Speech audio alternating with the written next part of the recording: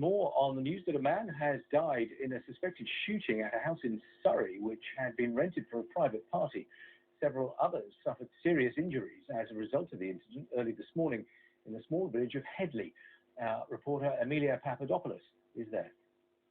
Well, police were called to the address in the village of Headley at 2:30 this morning following reports of a disturbance, and this is still very much an ongoing investigation. Today, officers have been tooth-combing the area and also nearby fields, and the house just behind me where a man was found dead with gun wounds following a party last night, and several other people were seriously injured. Now, you could just see that house is in between the village church and a local pub, and its garden backs onto this car park, and that's where there's a swimming pool. Now, this event was advertised as a pool party at a mansion on social media, and we've seen tickets were selling for between £45 and £75. Now, we've spoken to many of the local residents here today who said they are shocked.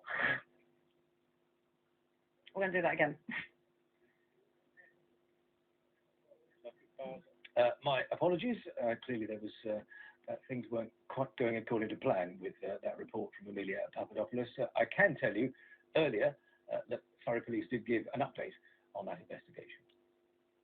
At 2:30 a.m. today, police were called to a private property in Church Lane following reports of a disturbance at a party being held at the address.